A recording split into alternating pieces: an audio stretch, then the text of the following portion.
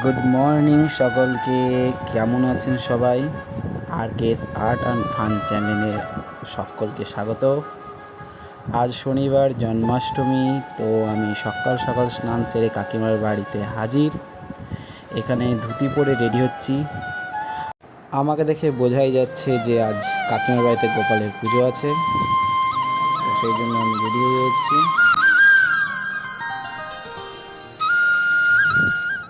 তো এখন এখানে গোপালকে পঞ্চামৃত দিয়ে স্নান করানো হচ্ছে। আমার কাকু মেয়ে স্নান করাচ্ছে।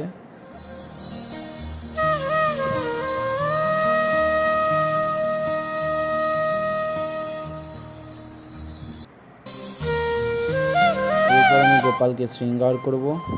তো শৃঙ্গার ভিডিওটা আমি নেক্সট ভিডিওতে ছাড়বো, তখন তোমরা দেখে নিও। আর ওইদিকে কাকিমারা ভোগের প্রস্তুতি স্টার্ট করে দিয়েছে। অলমোস্ট ভোগ রান্না দেখছি কমপ্লিটের দিকে। তো ভোগ রান্না করার পর আমি এবার ভোগগুলোকে সুন্দর করে সাজিয়ে নেব এবং ঠাকুর ঘরে নিয়ে যেতে হবে।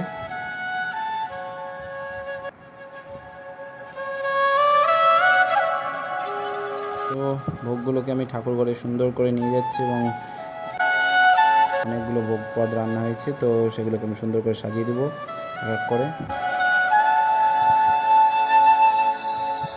প্রত্যেকটা ভোগে আমি তুলসী পাতা দিয়ে দিয়েছি,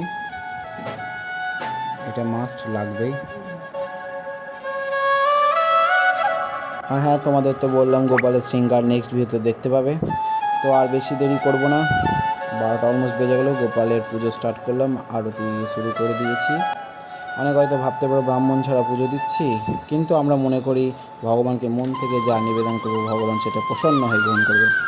তো গোপালকে এখানে ভোগ নিবেদন করা হচ্ছে। গোপাল নিজের ভোগ গ্রহণ করুক।